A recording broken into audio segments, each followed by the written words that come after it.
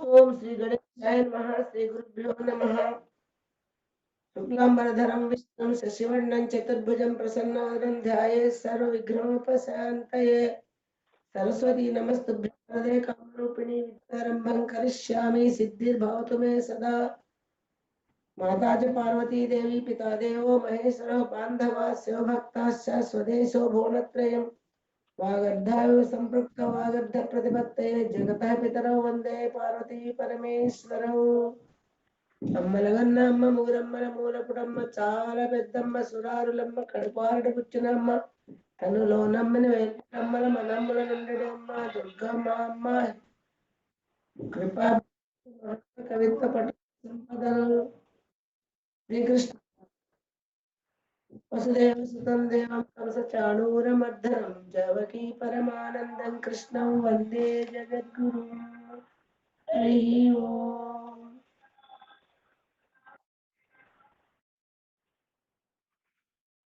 ओम श्री परमात्मने नमः। अथ तृतीयोध्याय कर्मयोगांतर्गत पारायणं करिष्ये। ఈ రోజు శ్లోకం 36.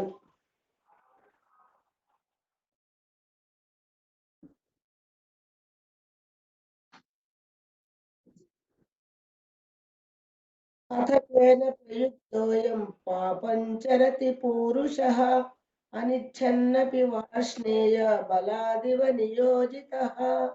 అథ కేన ప్రయుక్తోయం పాపం చరతి పూరుషః అనిచ్ఛన్నపి వార్ష్ణేయ బలాదివ నియోజితః. 36 శ్లోకంలో వచ్చాము. అసలు శ్లోకంలో కృష్ణ భగవానుడు ఏం చెప్పాడంటే, పరధర్మంలో ఎన్ని సుగుణాలున్నా స్వధర్మంలో ఎన్ని సుగుణాలు లేకున్నా కూడా పరధర్మం కన్నా స్వధర్మమే విన్నా అన్నాడు. స్వధర్మాచారంలో ప్రాణాలు కోల్పోయినా కూడా అది శ్రేష్టమే అన్నాడు, మేలేను అన్నాడు అన్నమాట. అంటే అక్కడ మనకు తెలుసుకున్నది సరళమైనటువంటి పరధర్మ కన్నా కఠినమైనటువంటి స్వధర్మమే విన్నా అని చెప్పుకొచ్చాడు. ఇదంతా జాగ్రత్తగా విన్నటువంటి అర్జునుడికి కొన్ని సందేహాలు వచ్చినాయి. అది అడుగుతున్నాడు అన్నమాట. ఏమని? అధకేనా ప్రయుక్తులు, శ్రీకృష్ణుడు అంటే మరి ఎవరి చేత లేక దేని చేత ప్రేరితులై, ప్రయుక్తో ప్రేరితులై, అయం పాపం ఈ పాపములను చరతి చేయుతున్నాడు పురుష మానవుడు. మానవుడు దేని ప్రేరణ చేత, అంటే ఎవరి ప్రేరణ చేత, అంటే దేని చేత ప్రేరేపించిన వాడి ఇలాంటి పాపాలు చేస్తున్నాడు అని. అనిచ్చన్నపి ఇచ్చ లేకుండా, కోరిక లేకుండా, అనుకోకుండా, ఇష్టం లేకపోయినా, వార్ష్ణేయ. వార్ష్ణేయ అంటే ఓ కృష్ణ, అంటే వృష్టి వంశ సంజాతులైనట్టు ఓ కృష్ణ, బలాగ్న బలవంతముగా నియోజిత, ఇతడు చేయబడుతున్నట్టున్నాడు. కాబట్టి ఓ కృష్ణ, మానవుడు తనకు ఇష్టము లేకుండాను ఇతరులు బలవంతము చేసినట్లుగా దేని ప్రభావము చేత ప్రేరితులై పాపము చేయుచున్నాడు.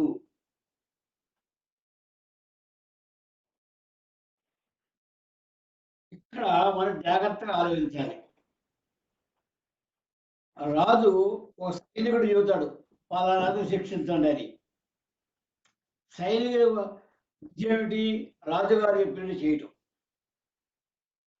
కానీ ఇక్కడ శిక్ష చేస్తున్నది ఎవరు? సైనికుడు. అనుభవిస్తున్నది ఎవరు? ఆ వ్యక్తి. రాజుగారు చూడటం వల్ల పనిచేస్తున్నాడు. అంటే రాజుగారి యొక్క ప్రేరణ వల్ల ఈ సైనికుడు ఆ వ్యక్తిని శిక్షిస్తున్నాడు. బలవంతంగా శిక్షణ చేయడమే కదా అది. అదే అడుగుతున్నాడు ఇక్కడ. ఓ కృష్ణ, మానవుడు తనకు ఇష్టము లేకును ఇతరుల బలవంతము చేసినట్లుగా దేని ప్రభావము చేత ప్రేరితులై పాపము చేయుచున్నాడు. అంటే మనం వివరంలోకి వెళ్తే ఏం తెలుస్తుంటే,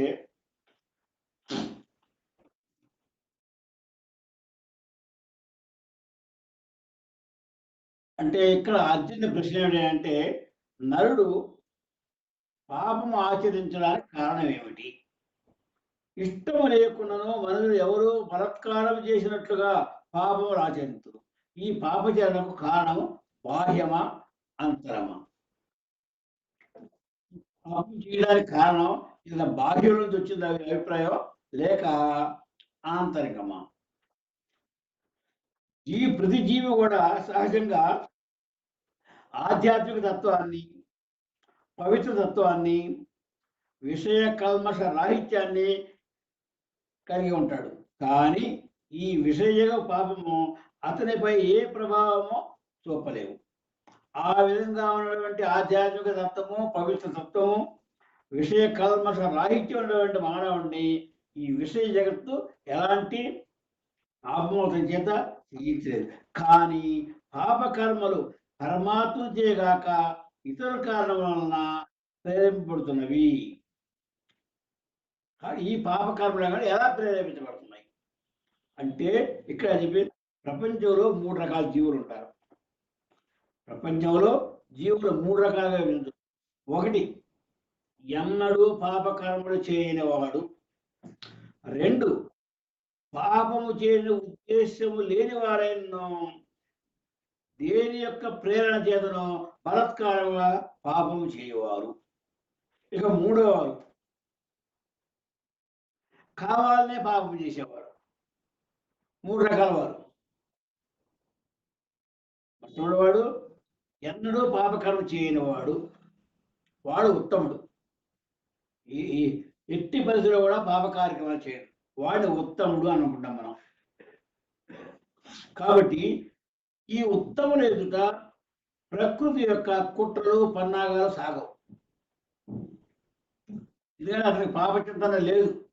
అది ఇక 2వ వారు ఉన్నారే, వీరు ముముక్షులు, సాధకులు. వీరిని గురించి అర్జున్ యొక్క ప్రశ్న అన్నమాట. ఇక 3వ వారు నికృష్టుడు, రాక్షసుడు గలవారు. ఈ 2వ వారు ఎలాంటి వారు? వీరు 2వ వారంతా కూడా ముముక్షులు, మోక్షాన్ని సాధించాలని వారు అన్నమాట, సాధకులు. కానీ వారు కూడా ఇలాంటి ప్రేరణ ఎలా జరుగుతున్నది అన్నమాట. కాబట్టి విషయానుభవము ప్రమాదమనియు, అసత్యము పాపమని, కోపము చెడ్డదని ప్రతి వారికి తెలుసు. కానీ రాజు చేత ఆజ్ఞాపించబడిన భటుని వలె పాపము చేయవలన కోరిక లేకపోయినను పాపము చేయబడుతున్నది. ఎట్లు? ఇది ఆయన ప్రశ్న అన్నమాట. దీనికి కృష్ణ భగవానుడు సమాధానం చూడండి. ఇంతవరకు అర్జునుడు అడగటము అంటే అర్జునుడు సందేహం తెలియజేయటము, కృష్ణుడు దానికి సమాధానం చెబుతూ ఇతరులకు జ్ఞానబోధ చేస్తున్నాడు. కృష్ణుడు గొప్పతనం అది. సమాధానం చెబుతూనే అతనికి జ్ఞానబోధ చేస్తున్నాడు అన్నమాట. అంటే మనకి జ్ఞానబోధ చేస్తున్నాడు, అర్జునుడికి అనుకో అక్కడ. శ్రీ భగవాను వాచ.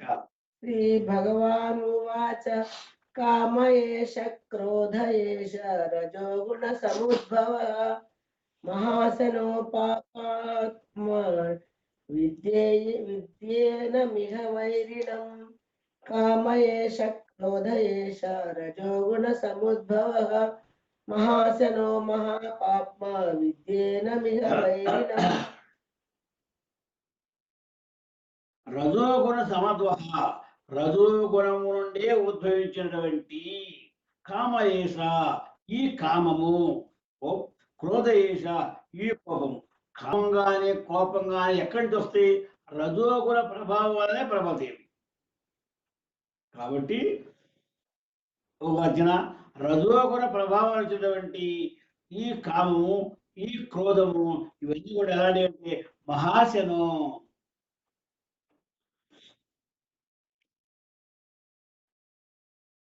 మహాశను ఎంత తిన్నా కూడా తృప్తి చెందదు. ఎలాగంటే సముద్రంలోకి నీరు వచ్చి పడుతుంది, నదుల ద్వారా కానీ వర్షం ద్వారా కానీ నీరు చేరుతుంది. సముద్రం ఇక దానిలే నాకు పూర్తిగా కడుపు నిండిపోయిన అంటుందా? ఎందుకు చేయగానే దాని కడుపు నిండదు అన్నమాట, ఆహ్వానిస్తాను. అట్లాగే ఈ కామము కోపం అనేవి ఎలాంటివి, ఎంత తిన్నా కూడా తృప్తి చెందదు ఈ కామం. ఇంకా ఎలాంటిది, మహాపాపం అంటే మిక్కిలి పాపిష్టిది. విన్నాడు, విద్ది ఏనం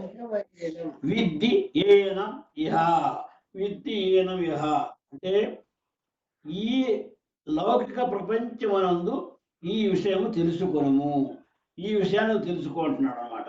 ఏమని, వైరినమా, వైరినం అంటే గొప్ప శత్రువు. అర్జున, ఈ విషయం నువ్వు బాగా గ్రహించు. ఈ కామం, ఈ కోపము ఇవన్నీ కూడా ఎక్కడి నుంచి వస్తున్నాయి, రజోగుణము నుండి పుడతాయి అన్నమాట. ఇది చాలా పాపిష్టిది. ఎంత తిన్నా కానీ తృప్తి పడదు, అన్నిటినీ మింగివేయగలదు, అంత శక్తిమైంది. ఏంటది, ఈ కామం. కాబట్టి అన్నిటికీ ఈ కామము క్రోధము ఇవే కారణము అంటున్నాడు అనమాట. అంటూ ఇంకేం చెబుతున్నాడు, కాబట్టి రజోగుణము నుండి ఉత్పన్నమైనటువంటి కామము ఇది క్రోధము దాల్చును, ఇది మహాజనము, భోగానుభవులతో ఇది చల్లారిది కాదు, పైగా అంతు లేని పాప కర్మాచరణను ఇది ప్రేరణము. కనుక ఈ విషయమున దీన్ని పరమశత్రువుగా నీవు భావించవలను అన్నాడు. అంటే మన వివరంలోకి వెళ్తే ఒక్క విషయం చెప్పుకోవాలి. రజోగుణము నుండి ఉత్పన్నమైనటువంటి కామము అది విఫలమైనతో జనించును క్రోధము. రజోగుణం వలన మానవునికి, మనమంతా రజోగుణ ప్రధానంలో, రజోగుణం నుండే పుట్టింది ఈ కామం.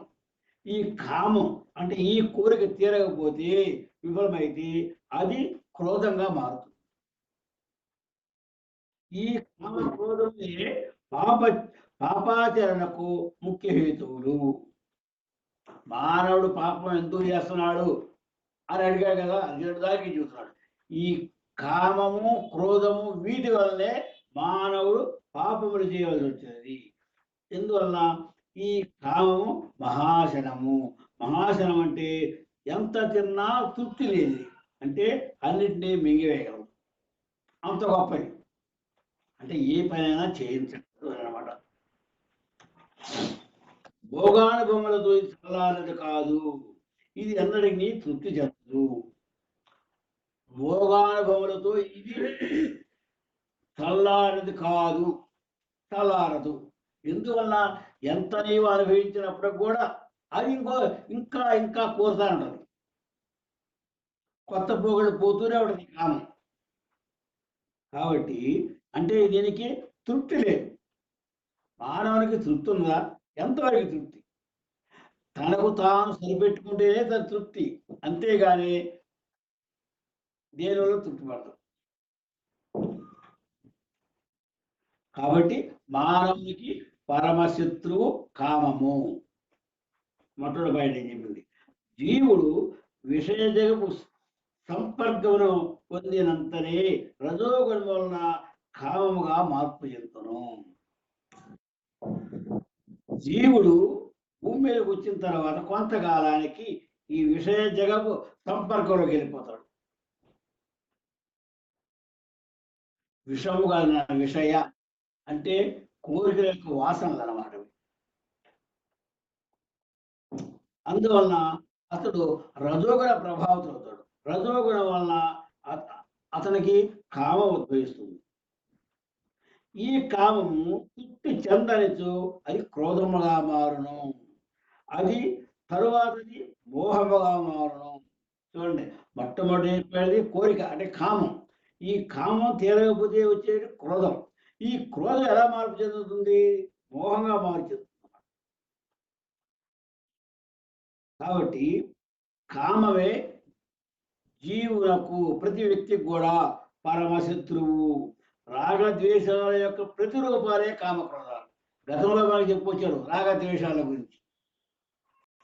రాగద్వేషాల గురించి ఇష్టత అయిష్టత కూడా జయిస్తుంది. అలా జనించినటువంటి కారణమైనటువంటి ఈ రాగద్వేషాలే మనకి ఈ కామక్రోధాలు కూడా మూలం. కాబట్టి ఇందు కామమే, క్రోధము కన్నా కామమే మహాబలవత్తరమైనది. ఇందువలన మనకు వచ్చేటువంటి ఈ కామానికి, ఈ కోరికకి 3 లక్షణాలు కలిగి ఉంటుంది. ఒకటి మహాశన, అంటే కడుపు నిండనేది. ఈ కామం, ఈ తృష్ణ ఎంత అనుభవించినా కూడా తృప్తి పడదు. కానీ దాన్ని ఎట్లా జయించాలి? తత్వ విచారణ ద్వారా మాత్రమే కోరికలను అనుభవింపజే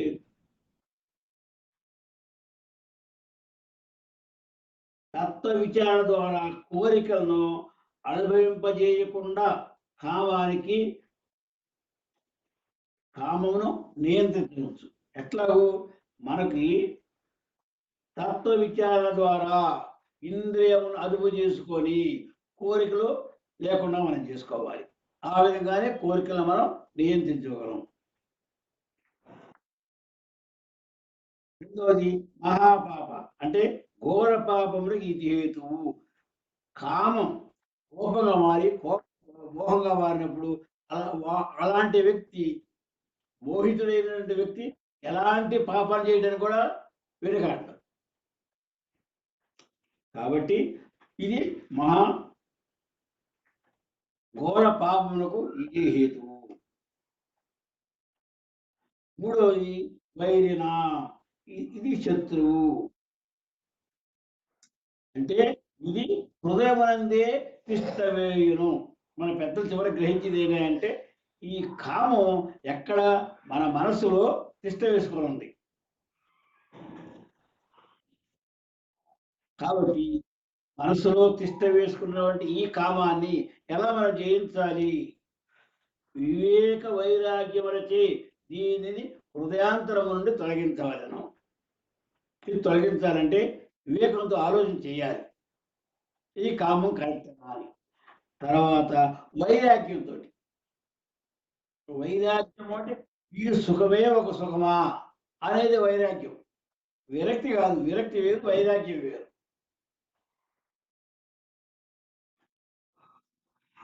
కాబట్టి మొట్టమొదటి ఏం చేయాలి? దీన్ని జయించడానికి ఏం చేయాలి? తత్వ విచారణ చేయాలి. రెండవది వివేకం ఉండాలి, వైరాగ్యం కలగాలి. ఈ మూడిటి వల్లనే ఈ కామాన్ని మనం పారదొలగలుగుతా ఉంటాం. అది 37 చెప్పాడు. ఇక 38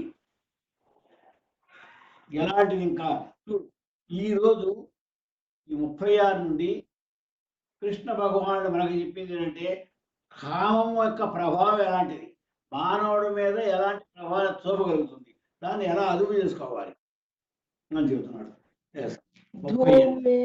ధూమేన వ్రియతే వన్నిః యదా దర్శో మలేన చ యదోల్బేనావృతో గర్భః తథా తేనేదమావృతం. ధూమేన వ్రియతే వన్నిః యదా దర్శో మలేన చ యదోల్బేనావృతో గర్భః తథా తేనేదమావృతం. తేనేదా ఆవృతం అంటే కామము చేత ఈ జ్ఞానము కప్పబడి ఉండును. ఏ విధంగా? పైన మనకి 3 ఉదాహరణలు ఇచ్చుకొచ్చాడు, 3 పోలికలు ఇచ్చుకొచ్చాడు. ఏమని? ధూమేనావ్యతం, ధూమేనావ్యతే వహ్ని, వహ్ని అగ్ని. ధూమేవ అంటే పొగ చేత కప్పబడినట్టు అగ్ని. అగ్ని లోపల ఉన్న నాన్న, పైన చూడు మనం ఎక్కడ తగలబడి చూస్తాం, అగ్ని లోపల ఉంటుంది కానీ పైన పొగ కమ్మేస్తుంది. ఈ పొగలో మనకి అగ్ని కనపడదు, పొగే కనపడుద్ది. అచ్చం పొగ కదా, లోపల అగ్ని ఉంటేనే పైన పొగ వస్తుంది. కాబట్టి ఈ అగ్ని పొగ కమ్మేసింది. అట్లాగే అన్నాడు యథాదర్శు, దర్శనం అంటే అర్థం. అర్థం ఏం చేత? మరేనా దుమ్ము చేత కప్పబడి ఉంటాం. మగిలి చేత అర్థం కావడం సరే కనబడదు. మాట ఏమన్నాడు? పొగ చేత అగ్ని కప్పబడి ఉంటుంది. రెండవది అర్థము ధూళి చేత, మగిలి చేత కప్పబడి ఉంటుంది. అట్లాగే యథా ఉల్పేన ఆవృత గర్భ అంటే అదే విధంగా మాయ చేత గర్భములో ఉన్న శిశువు కప్పడతాడు. మాయ చేత గర్భములో ఉండే శిశువు కూడా కప్పబడి ఉంటాడు. మన ఇక్కడ 3 ఉదాహరణ చెప్పాడు. ఒకటి అగ్ని, రెండవది ఆ దర్పము, మూడవది శిశువు. అదే విధంగా జ్ఞానము కామము చేత కప్పబడి ఉంటుంది. ఆ 3 ఏ విధంగా కప్పబడి ఉంటున్నాయో, ప్రకాశం లేకుండా ఉంటున్నాయో, మానవుని యొక్క ప్రకాశవంతమైన జ్ఞానం కూడా కామం చేత కప్పబడి. ఈ పోలిక మీకు కొంచెం అర్థమై ఉంటుంది అనుకుంటా నేను. కాబట్టి ఓ కౌంతేయ, జ్ఞానులకు సదా శత్రువు ఈ కామము చేత జ్ఞానము ఆవరించబడి ఉంటుంది. ఈ కామము చేత జ్ఞానం ఆవరించబడి ఉండును. కాబట్టి కామం చేతే ఈ జ్ఞానం మనకి ఆవరించబడి వీడు జ్ఞాన శూన్యుడు అవుతున్నాడు, పశువులా ప్రవర్తిస్తున్నాడు. ఇది అగ్నివలే ఎంత భుజించనో తృప్తి లేనిది. కామం ఎలాంటిది? అగ్ని ఎన్ని వస్తువులైనా దహించగలదు. ఇంతవరకు దహించడానికి చాలే ఆగుతుందా? అగ్ని దహించేస్తూనే ఉంటుంది. కామం కూడా అలాంటిది, తృప్తి పడదు. ఇవాళ అనుభవించాను ఇక చాలే అనుకుంటుందా, రేపు మళ్ళీ మౌనం వదిలే అట్లాగనమాట. కాబట్టి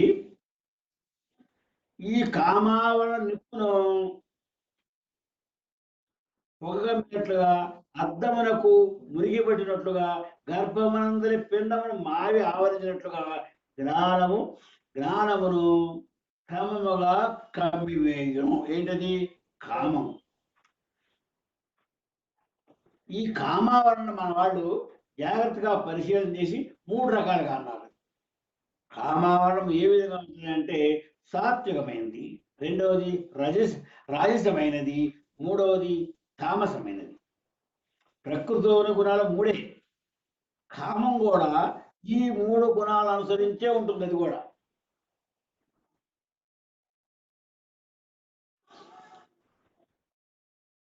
ఇందులో సాత్విక స్వభావులు ఈ కామవాసనను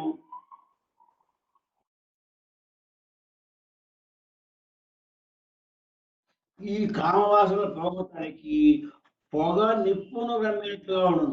అది ఊదిన విసరిన పొగ పోయినట్లు, అగ్నిజ్వాలలో బయటపడినట్లు తత్వ శ్రవణ మాత్రమున ఈ కామావరణను నశింపజేసి జ్ఞానమును ప్రజ్వలింపవచ్చును. చూడు, ఒక్కడ జాగ్రత్తగా ఆలోచించుకోవాలి. ఎట్లాగంటే సాత్విక గుణం ఉన్నవానికి ఈ అగ్ని అనే పొర కమ్మేసింది. అంటే అగ్ని మీద పొగ ఎట్లా కమ్మింది అట్లా కమ్మినే ఉంటుంది. సాత్విక గుణవాడికి అయితే ఎలా ఉంటుంది? ఈ అగ్ని ఉన్నటువంటి ఈ పొగ పలచగా ఉంటుంది. అంటే మనం ఊదో లేకుంటే విసురు మనం ఈ పొగని పోగొట్టవచ్చు. ఈ తేలిగ్గా ఉన్న పొగని పోగొట్టవచ్చు. దట్టంగా లేదు కాబట్టి పోగొట్టినప్పుడు లోపల ఉంటే అగ్ని బయటపడుతుంది. అట్లాగే ఈ సాత్విక ఉన్న వ్యక్తి తనకున్నటువంటి తన ఆవరించినటువంటి తన యొక్క జ్ఞానాన్ని ఆవరించిన ఈ కామాన్ని మనం అగ్నితో కలిసినటువంటి పొగని విసులో ఊదో ఏ విధంగా పారదోలి అగ్ని బయటకు తీస్తున్నామో అట్లా ఇతను కూడా ఏం చేస్తాడు? తన యొక్క తత్వం గుణం వలన, శ్రవణం వలన, మంచి మాటలు వినడం వలన ఆ కామంలోంచి బయటపడతాడు. ఎవరు? సాత్విక గుణం గలవాడు. రెండవది రాజస గుణం గలవాడు. ఇది ఎట్లాంటిది? కొంచెం దట్టమైనటువంటి మురికి, అద్దం మీద దట్టంగా మురికి ఏర్పడితే దాన్ని పోగొట్టాలంటే ఏం చేయాలి? మనం గట్టిగా తుడిస్తే కానీ అది పోదు. అప్పుడు అద్దం ప్రకాశవంతంగా ఉంటుంది అనమాట. అట్లాగే ఈ రజోగుణం వాడు ఏం చేస్తున్నాడంటే శ్రవణము మననము, శ్రవణము మననము మరియు తపశక్తి, వీటి వలన దాన్ని తొలగించగలుగుతాడు. అద్దం మీద ఉన్నటువంటి దట్టంగా ఏర్పడిన మురికిని ఏ విధంగా మనం బలవంతంగా తొలగిస్తున్నామో, ఈ రజోగుణం గలవాడు కామగుణం ఏర్పడేటైతే ఆ కామాన్ని ఎలా తొలగించుకోవాలి? శ్రవణం వలన, దాన్ని మననం చేయాలంటే మళ్ళా తపశక్తి వలన. ఈ విధంగా కృషి చేస్తే వాడు ఆ కామాన్ని నిషేధించగలడు, దాని నుంచి బయటపడగలడు. అలాగే మూడవది తమోగుణం. ఈ తమోగుణం ఏంది? మిక్కిలి దట్టమైంది అన్నమాట.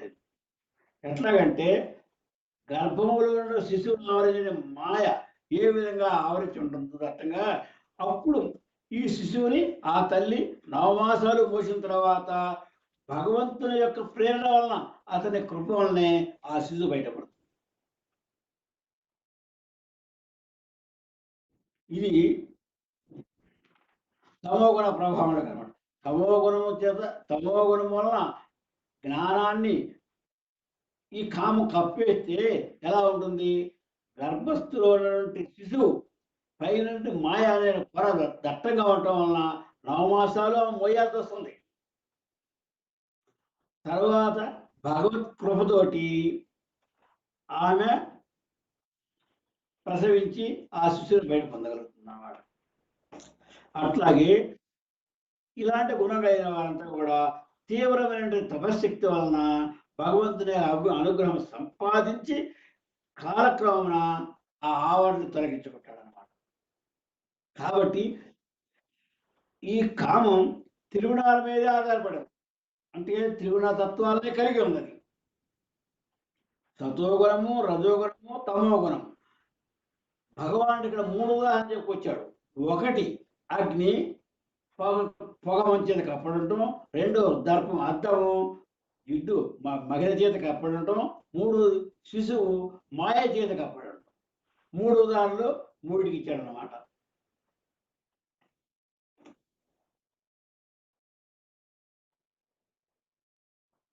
కానీ సహజంగా ప్రతి ఒక్క వ్యక్తి యొక్క హృదయం నందు ఈ ఆత్మ చాలా తేజవంతంగా, ప్రకాశవంతంగా ఉంటుంది. దాని యొక్క సహజ లక్షణం, ఆత్మ యొక్క సహజ లక్షణం శాంతంగా ఉండటం, తేజవంతం ఉండటం, ప్రకాశవంతంగా ఉండడం అనమాట. కానీ అగ్ని పరచేత కప్పబడి ఉన్నప్పుడు కానీ, లేక అద్దము దుమ్ము చేత ఆవరించి ఉన్నప్పుడు కానీ, శిశువు మాయ చేత కప్పబడి ఉన్నప్పుడు కానీ, ఈ అగ్నికి, దర్పానికి, లోపల ఉన్న శిశువుకి ఎలాంటి ప్రమాదము లేదు. మీరు బాగా గమనించండి. అగ్ని పొగ చేత కప్పబడి ఉంది, అద్దము మురికి చేత కప్పబడి ఉంది, శిశువు మాయ చేత కప్పబడి ఉన్నాడు. ఈ పొగ చేత అగ్ని ప్రమాదం లేదు, దుమ్ము దూరం వల్ల అద్దానికి ప్రమాదం లేదు. అట్లాగే పైన మాయ కనుగొనటం వల్ల లోపల ఉన్న శిశువుకి ఎలాంటి హాని లేదు.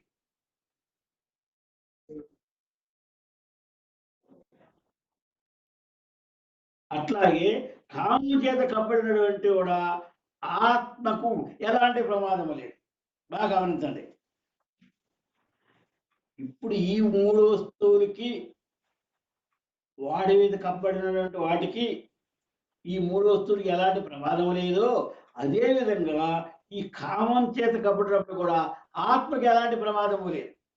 ఆత్మ నిర్మలమైంది, స్వచ్ఛమైనది, సత్యమైనది. కనుక ప్రతి ఒక్క సాధకుడు కూడా తన హృదయమందు గల కామంతో కూడిన ఆవరణను పురుష ప్రయత్నం చే తొలగించుకున్న ఆత్మ యొక్క సహజ స్వరూపము బయటపడను. ప్రతి మానవుడు కూడా ఏం చేయాలి? పురుష ప్రయత్నంతో, మన ప్రయత్నంతో మనం ఈ ఆవరణని తొలగించుకోవాలి. ఆత్మ మీద ఉన్నటువంటి ఈ కామ రూపంలో ఉన్నటువంటి ఆవరణని పురుష ప్రయత్నం వల్లే మనం తొలగించుకోవాలి. ఎట్లా? హరినామ సంకీర్తన. మన పెద్దలు చెప్పింది ఏంటి? భగవంతుని యొక్క నామ సంకీర్తన చేస్తూ ఉంటే ఈ కామ యొక్క పొర తొలగిపోతూ ఉంటుంది. కాబట్టి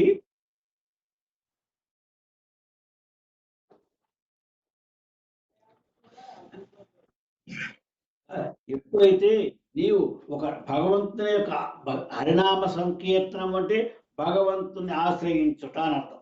ఈ భగవంతుని ఎప్పుడైతే మనం ఆశ్రయిస్తుంటామో అప్పుడు చిత్తశుద్ధి కలిగి జ్ఞానం సూర్యోదయమగును. చిత్తశుద్ధి కలగాలి. చిత్తశుద్ధి కలగాలంటే మనకు ఒక సాధనం ఏమిటిది? భగవత్ ప్రేరణ. భగవత్ ప్రేరణ కలగాలంటే మనం భగవంతుని భక్తులు వెళ్ళాలి. దానికి ఏదో ఒక నామం పట్టుకోవాలి. భగవంతుని యొక్క నామం పట్టుకొని నామస్మరణ చేస్తూ అందులో లీనమైతే ఇవన్నీ ఆటంకగా తిరుగుతుంటే వస్తాయి. అది చెప్పింది. 38 అర్థమైనట్లుంది. 39లోకి వెళ్దాం.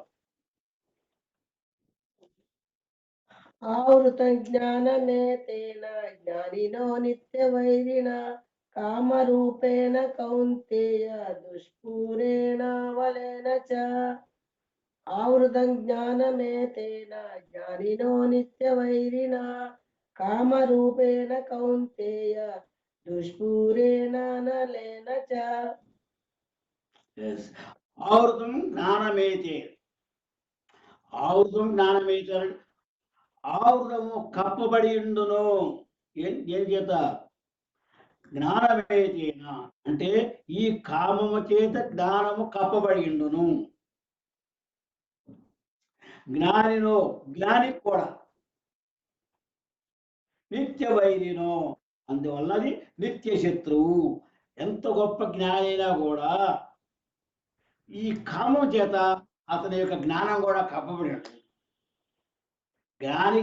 జ్ఞానికి కామం ఏర్పడుతూ అనేది లేదు, కానీ కామానికి దూరంగా ఉండగలుగుతాడు తన ప్రయత్నం వలన. కాబట్టి జ్ఞాని కూడా తన యొక్క జ్ఞానం ఈ కామం చేత కప్పబడటం వలన ఈ కామం అనేది అతను కూడా నిత్య శత్రువేను. ఈ కామం అనేది సామాన్య మానవుడే కాదు, జ్ఞానికి కూడా నిత్య శత్రువేను. కామరూపేణ కౌంతేయ ఓ అర్జున, ఈ కామరూపం ఉన్నటువంటి ఇది ఏమంటున్నాడు? దుష్పురేణ దుష్పురేణ లేన అంటే దుష్పురేణ అనలేనా అంటే తృప్తిపరచుడు శక్యము కానిది, అగ్ని లాంటిది. ఇది తృప్తిపరచుడకు శక్యము కానిది అగ్ని లాంటిది అన్నాడు. చివరికి ఈ కామాన్ని ఎలా పోల్చాడు? ఇది అంతకి తృప్తి చెందదు, జ్ఞానిని కూడా వదలదు. కామం అనేది అందరికీ తృప్తి పడదు.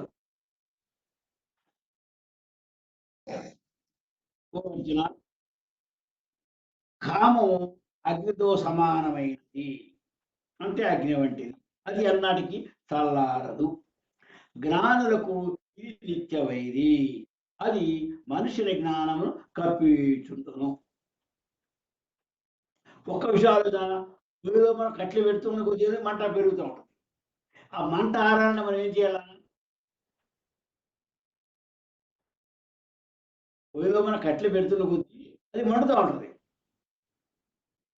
మంట ఆరాన్ని ఏం చేయాలి? కట్లు లాగేసేయాలి. కట్లు బయటకు లాగేస్తే ఆరిపోతుంది.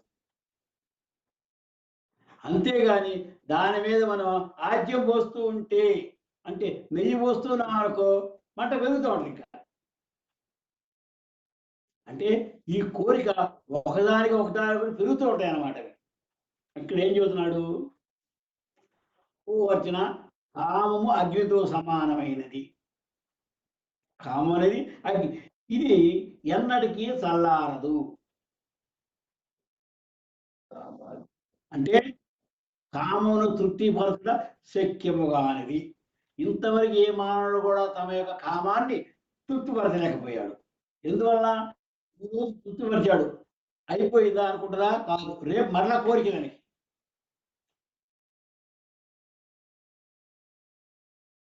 కాబట్టి జ్ఞానులకు నిత్య వైరి. జ్ఞానికి నిరంతరము శత్రువునే ఈ కామము చేత జ్ఞానము కప్పబడి ఉండును. జ్ఞాని నిరంతరము కృషి చేస్తూనే ఉంటాడు. ఎందుకు? ఈ కామాన్ని జయించడానికి. ఏ మానవుడికైతే కోరికలు లేవో అతడు సుఖవంతుడు. ఏ మానవుడికైతే కోరికలు ఉంటాయో అతడు దుఃఖితుడు, అశాంతిపరుడు. బుద్ధుడు చెప్పిన కూడా అదే, కోరికలే దుఃఖమున కారణం అన్నాడు. ఇప్పుడు ఈ భగవద్గీతలో కూడా వచ్చింది అదే. ఏ మానవుడికైతే కామంతో పీడితవుతున్నాడో వాడు దుఃఖితుడవుతాడు. కాబట్టి ఇంధనము చేత అగ్ని ఆర్పబడదు. ఇంధనము చేత అగ్ని ఆర్పబడదు. అగ్నికి ఇంధనం తోడేసి అగ్ని పెరుగుతుంది. అంటే ఎంత భోగానుభవం అనుభవించినను కాము తృప్తి చెందదు. ఇంధనం చేత అగ్ని ఏ విధంగా ఆరదో అట్లాగే భోగానుభవంతో మనం అనుభవించిన కొద్దీ ఇంకా అనుభవం ఇంకా ఇంకా కోరికలు కావాలంటారు అన్నమాట ఇది. కాబట్టి భగవానుడికి ఆజ్ఞను ఉల్లంఘించిన వారు మైథున జీవితమనందు బందీలుగా చేయబడుదురు. ఎవరైతే భగవంతుని యొక్క ఆజ్ఞను ఉల్లంఘిస్తారో, భగవంతుడు ఏదైతే మనకు బోధించాడో దాన్ని ఉల్లంఘించి మూర్ఖులై చెలిస్తూ ఉంటారో వారు ఏమవుతారు? మైథున జీవితమనందు బందీలుగా చేయబడుతారు. మైథునం అంటే స్త్రీ పురుషుల కలయిక, దాన్ని మైథునం అంటారు అన్నమాట. దీనిలో బందీ అవుతారు. ఇంకా ఆ కోరిక అట్లాగే పెరుగుతూ ఉంటాయి. అది ఎస్. నిత్య వైరిన అంటే ఏంటి? నిత్య శత్రువు. మోక్షమునందు వరకు కామం మానవుని వెంటాడుతూనే ఉండును. మానవుడు ఇలాంటి మానవుడికి అసలు ఎంతకాలం బ్రతికుంటాడో అంతకాలం ఏడిపిస్తాడు ఈ కోరిక. లేక మోక్షాన్ని పొందితే ఎవరైతే భగవత్ ప్రేరణ వలన, భగవత్ సంకల్పం వలన, భగవద్భక్తిలో లీనమై ఉంటాడో అతను మోక్షానికి కారణం. అలాంటి వారి కాము ఏమి చేయదు.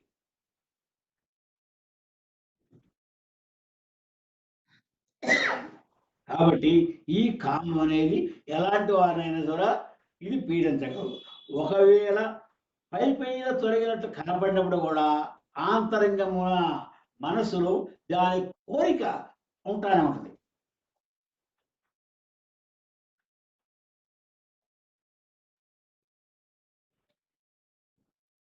దుష్పురేణ చూడు, అగ్ని వలె సముద్రం వలె కామమును చాలును అని అనలేదు. ఇందా నేను చెప్పాను, సముద్రంలో ఎంత జలం వచ్చినా కూడా ఇక నాలో చోటు లేదు, ఇక చాలు అంటారా? అందం. అన్ని నదులు కలుస్తూనే ఉంటున్నాయి, అందులో వర్షం మీద వస్తానే ఉంటుంది. కానీ సముద్రుడు అన్నింటినీ తన లోపల ఇముడ్చుకోగలుగుతున్నాడు. ఈ కోరికలు కూడా అలాంటివి అనమాట. కామం కూడా దాని కూడా తృప్తి లేదు. సముద్రుడికి ఏ విధంగా తృప్తి లేదో, అన్నింటినీ మింగేయగలదో, అట్లాగే ఈ కామానికి కూడా తృప్తి అనేది లేదు, ఇక చాలు అనేది లేదు. అదేగాక అగ్ని వలె అన్నాడు. అగ్ని అన్నింటినీ దహించేస్తుంది. ఇదిగో ఈ 4 గుడిసెలు తగలబెట్టాలి, ఈయన అక్కర్లేదు అనుకుంటుందా? అనుకోదు. ఎంతవరకు వెళ్ళాలో అంతవరకు వెళ్తుంది అన్నమాట.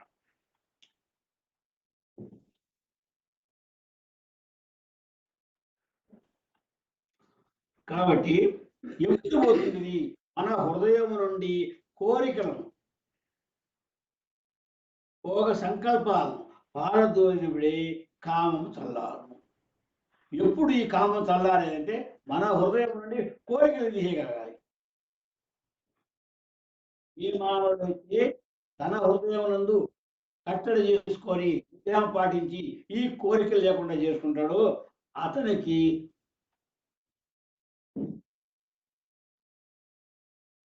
ఈ కామం దాన్నే అలం అంటే చాలును.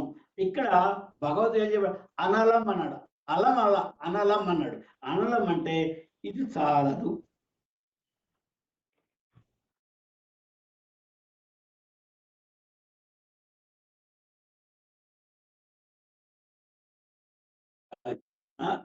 నలభై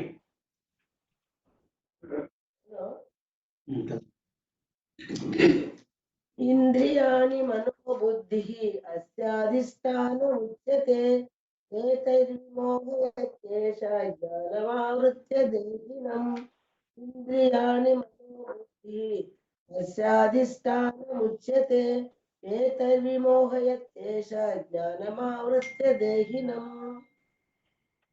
ఇక్కడ భగవానుడు ఇంకొకడు ముందు తీసుకెళ్తాడు మనం. అసలు ఈ కామానికి స్థానాలు ఏంటి? శత్రువు యొక్క స్థావరాన్ని మనం పట్టుకుంటే శత్రువును జయించడం తేలిక. ఒక రోగి యొక్క లక్షణాలన్నీ మనం గ్రహించి రోగి యొక్క ఆ మూలాన్ని పట్టుకుంటే ఆ రోగికి వైద్యం చేయడం తేలిక. అట్లాగే ఈ కామానికి మూలం ఎక్కడ ఉంది, అసలు దీనికి స్థానాలు ఎక్కడ ఉన్నాయి, అది గ్రహించగలిగితే ఆ స్థానాల మీద మనం యుద్ధం చేయవచ్చు, అంటే మనం జయించవచ్చు. అప్పుడు కామాన్ని తేలిగ్గా మనం జయించగలుగుతాము అని అన్నమాట. ఎట్లాగూ ఇంద్రియాని, ఇంద్రియములు ఇంకేమిటి, మనస్సు, బుద్ధి. ఇంద్రియాలు, మనస్సు, బుద్ధి.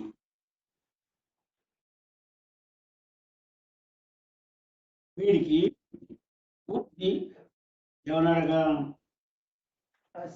అధిష్టానం ఉచ్యతే. అస్య అధిష్టానం ఉచ్యతే. ఇవి ఈ మూడిటికి ఈ మూడు కూడా ఈ కామానికి నివాస స్థానములు. కామం ఎక్కడ ఉంటది నివాసము? ఎక్కడ? ఇంద్రియాలు, మనస్సు, బుద్ధి. వీటిని అంటి పెట్టుకునే కామం ఉంటది.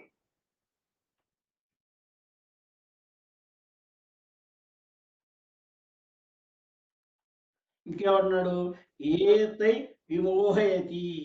ఏహం అంటే వీటి ద్వారానే ఈ కామము మోహితులుగా చేయును. ఏతర్వి మోహ యత్యేషు అంటే దీని వల్లనే మానవుణ్ణి కామం మోహితులుగా చేయగలుగుతుంది. జ్ఞానమావృత అంటే ఇది జ్ఞానమును కప్పివేయును. చేసి కామం చేసే పని ఏమిటి? జ్ఞానాన్ని కప్పివేస్తుంది, అంటే జ్ఞాన శూన్యుడిగా చేస్తుంది.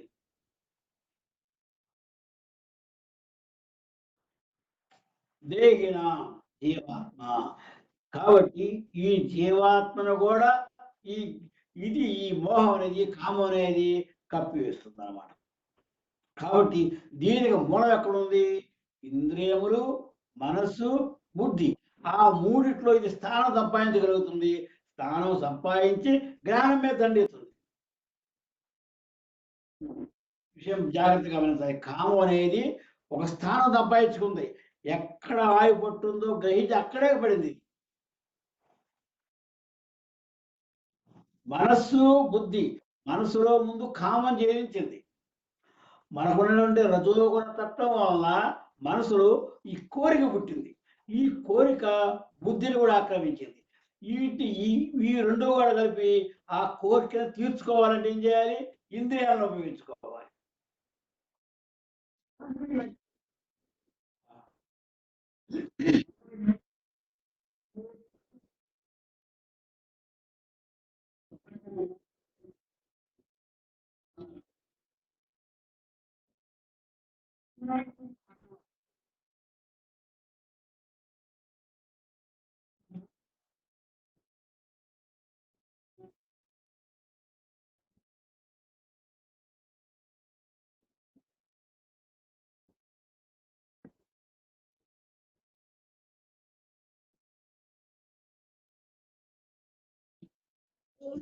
తప్పని రజోగుణము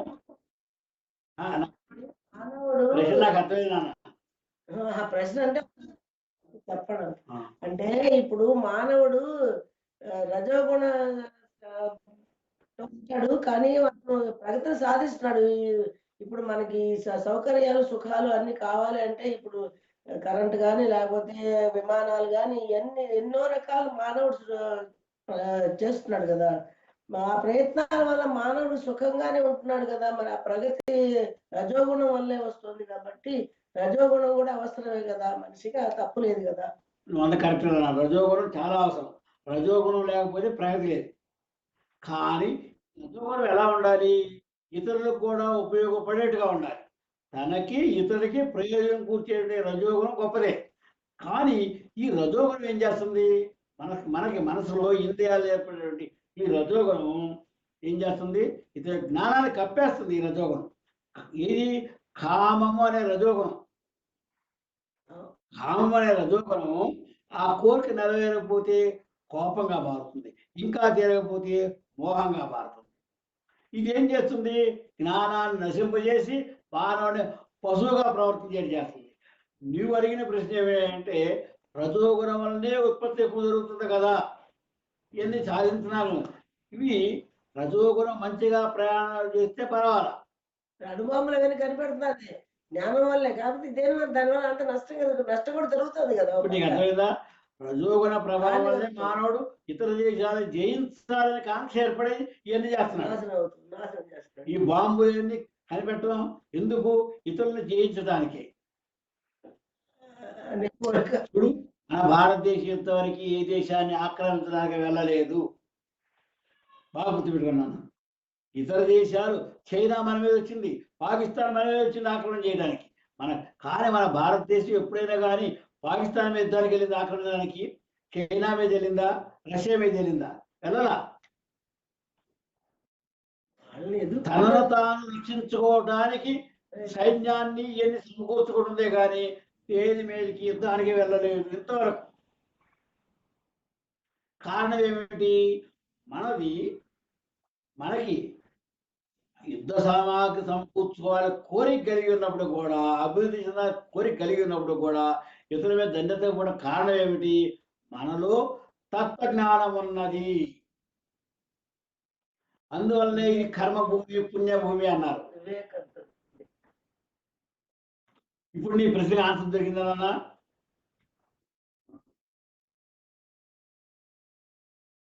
కాబట్టి ఈ కామానికి ఇంద్రియాలు, మనస్సు, బుద్ధి ఈ మూడు కూడా నివాస స్థానములు.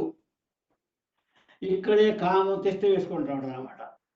వీరి ద్వారానే ఇది జ్ఞానమును కప్పివేసి జీవాత్మను భ్రమింపజేయును. ఇది ఈ మూడు స్థానాల్లో తిష్ట వేసుకుని ఉండి ఏం చేస్తుంది? ముందు జ్ఞానమే దెబ్బతీస్తుంది. జ్ఞానాన్ని కప్పివేసి అతన్ని భ్రమలో అట్టు పెడుతుంది. అదే మాయ. అంటే మోహితుడిగా చేస్తుంది అన్నమాట. అంటే అంతవరకు కూడా ఈ కామ వాసనలు ఉన్నాయి, ఇవన్నీ కూడా చిత్తములో దాగి అణిగిమని ఉన్నాయి, వేచి చూస్తున్నాయి ఎప్పుడా సమయం వస్తుందని. ఎప్పుడైతే ఈ రజోగుణ సంపన్నుడు ఈ జ్ఞానాన్ని మాయ చేత కప్పబడి ఉంటాడో, అంటే కామం చేత కప్పబడి ఉంటాడో, అది అప్పుడు ఏం చేస్తుంది? ఇంద్రియముల ద్వారా తన కార్యక్రమం చేస్తుంది అన్నమాట. మనస్సు కార్యక్రమం ఏంటి? ఇంద్రియాలు ఏది కోరతాయో ఆ కార్యక్రమం చేయడం మనసు పని. మనసు కర్తవ్యం ఏమిటి? మన యొక్క ఇంద్రియం కన్ను మామిడి పండు, కన్ను మనసుకు తెలియజేస్తుంది ఈ మామిడి పండు చాలా బాగుందని. మనసు ఏం చేస్తుంది? ఇప్పుడు చేతి పని చెప్పుద్ది, అది తీసుకో, ముక్కు దగ్గర పెట్టుకో, వాసన చూపించాడు. ముక్కు ఏం చేస్తుంది? వాసన చూసి బాగా ఉంది అంట. అప్పుడు మళ్ళీ ఈ మనసు ఏం చేస్తుంది? నోటికి అందించబడుతుంది. అంటే ఇక్కడ మనసు యొక్క పని ఏమిటి? ఇంద్రియాలని తృప్తిపరచడమే. ఇంద్రియాలను తృప్తిపరచడమే మనసు యొక్క పని. అందువల్లే ఇక్కడ కృష్ణ భగవానుడు ఏమన్నాడు? నీకున్న ఇంద్రియములు, నీ యొక్క మనస్సు, నీ యొక్క బుద్ధి, ఈ మూడే కామానికి నివాస స్థానములు అన్నాడు.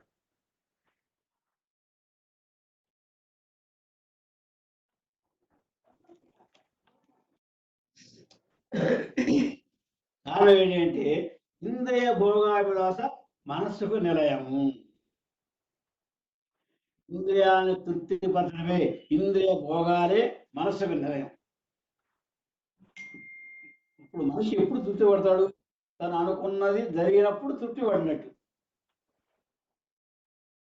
తను అనుకున్నాడంటే ఏ ఇంద్రియం ఏ ఏ విషయాన్ని కోరుకుంటుందో ఆ విషయ యొక్క అనుభవాన్ని ఆ ఇంద్రియం ద్వారా చూడు. మనస్సు మనస్సు అనేది ఒక స్థిరమైన వస్తువులాగానే ఉంటది. ఇంద్రియ భోగాల కోసం ప్రయాణం. ఇప్పుడు మామిడి పళ్ళు తినుట తిన్నదెవరు? నోరు. రుచి చూసిందెవరు? నాలుక. కానీ మనసు కాడ ఉందా? లేదు. మనసు కాడ ఉందా? లేదు. ఏంటి ఇది ఎంతకీ ఆ ఇంద్రియం యొక్క ఆ అవయవం యొక్క భోగాన్ని నేను అనుభవింపజేశానా లేదా? అనుకూలం చేశానా లేదా? అంతవరకు ఆలోచిస్తారన్నమాట. ఆ కారణం చేత మనస్సు ఇంద్రియములు కామమునకు ఆశ్రమమును. తరువాత బుద్ధి కామభావము చేత కేంద్రమగును. ఈ మనస్సు తర్వాత బుద్ధి. మనసుకు పైన ఉంది బుద్ధి. ఈ బుద్ధి ఏం చేస్తుంది?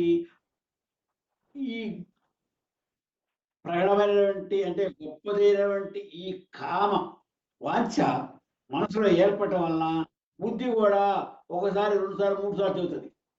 మనసు వినకపోతే అది కూడా అంగీకరిస్తుంది. అంటే బుద్ధి కూడా ఈ కామానికి లొంగిపోయింది అని అర్థం అనమాట. అప్పుడు ఈ బుద్ధి ఎప్పుడు కూడా ఆత్మకి దగ్గర సమీపంలో ఉంటుంది. అప్పుడు ఈ జీవాత్మ ఏం చేస్తుంది? మనస్సు, ఇంద్రియాలు, బుద్ధి ఈ మూడు ఏకమైనవి. జీవాత్మ మౌనం వహిస్తుంది. అప్పుడు ఏం చేస్తాయి? ఆత్మను భ్రమింపజేస్తుంది. జ్ఞానాన్ని పూర్తిగా తప్పివేస్తాయి అన్నమాట.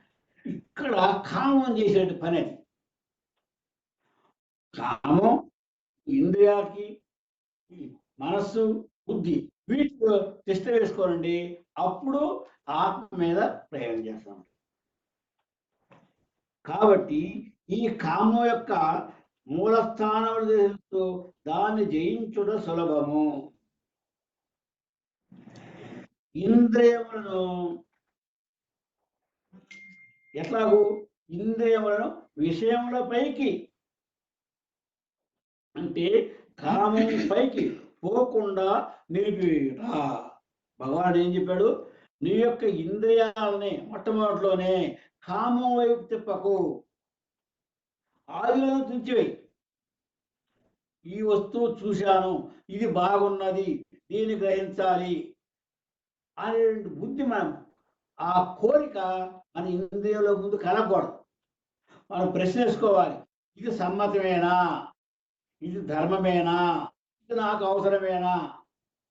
ఇది లేకుంటే బ్రతకలేనా అనేటువంటి ప్రశ్న వేసుకొని అప్పుడు ఆ యొక్క ఇంద్రియాన్ని ఆ దృశ్యం పైన లేకుండా మనం చేయగలిగితే మనం నియంత్రించగలిగాం.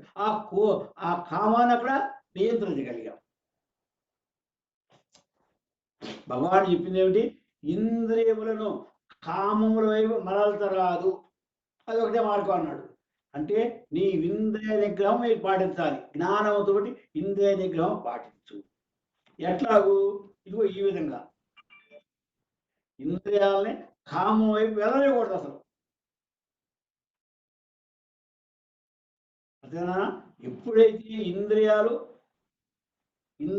ఏర్పడిన ఈ కామం మనస్సు, బుద్ధి ద్వారా బుద్ధి వరకు వెళ్ళిందో ఇక నీ వశం కాదు. ఆ కామం నీ అంటే పడుతూనే ఉంటుంది. ఆ తీరేంత వరకు అసలు ఇంద్రియాలని ఆ కామం వైపు, ఆ దృశ్యం వైపు, ఆ వస్తువు వైపు, ఆ పదార్థం వైపు మలచకుండా ఉంటే నీకు ఆ బాధ లేదు, నీకు ఆ దుఃఖం లేదు. అప్పుడు నీకు మనకు శాంతి. ఇది ఈ 40వ శ్లోకంలో భగవానుడు చెప్పింది. మూలస్థానం ఏమిటి? అది పట్టుకో. మూలస్థానం ఏమిటి ఇక్కడ? ఇంద్రియాలు, మనస్సు, బుద్ధి. కామానికి మూలస్థానాలు ఇవే. దీని నివారణ ఎట్లాగూ? నీ యొక్క ఇంద్రియాలని, నీ యొక్క మనస్సుని, నీ యొక్క బుద్ధిని ఆ కామవాంఛ దేని మీద ఈ కామం ఏర్పడుతుందో, ఈ వాంఛ ఏర్పడుతుందో దాన్ని అరికట్టు. 41, 42, 43 రేపు చెప్తున్నాను అన్న. రేపటితో అయిపోతుంది ఈ చాప్టర్.